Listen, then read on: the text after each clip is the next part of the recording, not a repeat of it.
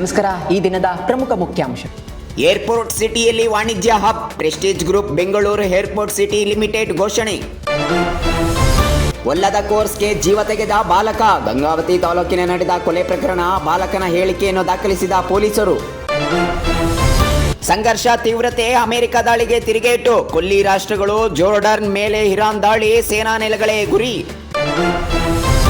ಕಾಮಗಾರಿಗಳಿಗೆ ಮ್ಯಾಪಿಂಗ್ ಕಡ್ಡಾಯ, GIS mapping ಮಾಡಿದ ನಂತರವಷ್ಟೇ ಬಿಲ್ ಪಾವತಿ, ಜಿಬಿ ಆಯುಕ್ತ ಮಹೇಶ್ವರ ರಾವ್ ಸೂಚನೆ. ಕೇರಳದಲ್ಲಿ ಮತ್ತೊಂದು ಶಿಗೆಲ್ಲಾ ವೈರಸ್ ಪ್ರಕರಣ, ವಯನಾಡಿನಲ್ಲಿ ಸೋಂಕಿತರ ಸಂಖ್ಯೆ 9ಕ್ಕೆ ಏರಿಕೆ. ರೈತನನ್ನು ಒತ್ತೊಯ್ದ ಅಧಿಕಾರಿಗಳು, ಒತ್ತುವರಿ ಆರೋಪದ ಅಡಿ ಅರಣ್ಯ ಇಲಾಖೆ ಸಿಬ್ಬಂದಿ ರೈತರ ನಡುವೆ ಜಟಾಪಟಿ, ಶಿಗ್ಗಾವಿಯ ಶಿವಪುರ ತಾಂಡವದ ಬಳಿ ಘಟನೆ. ದೋಷಾರೋಪ ಪಟ್ಟಿ ಸಲ್ಲಿಸಿದ ಪೊಲೀಸರು, ವಚನಾನಂದ ಸ್ವಾಮೀಜಿ ವಿರುದ್ಧ ದಾಖಲಾದ ಫೋಕ್ಸೋ ಪ್ರಕರಣ. 26 ವರ್ಷದ ನಂತರ ಒಂದಾದ ತಾಯಿ ಮಗ, ಧರ್ಮಸ್ಥಳಕ್ಕೆ ಗೆಳೆಯರೊಂದಿಗೆ ಬಂದ ಯುವಕನಿಗೆ ಮರುಕಳಿಸಿದ ಬಾಲ್ಯದ ನೆನಪು.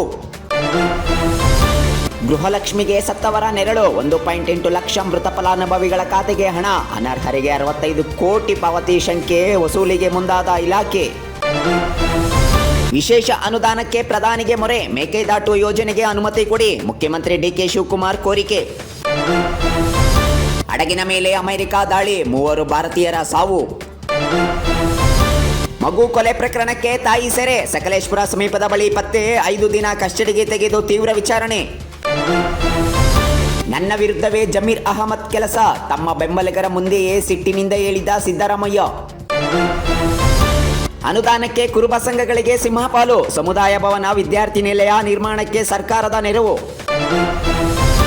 ಟಾಸ್ ಮುನ್ನ 11 ಆಟಗಾರರ ಪಟ್ಟಿ ಕಡ್ಡಾಯ, ರಾಹುಲ್ ದ್ರಾವಿಡ್ ಅವರಿಂದ ಮಹಾರಾಜ ಟ್ರೋಫಿ ಅನಾವರಣ.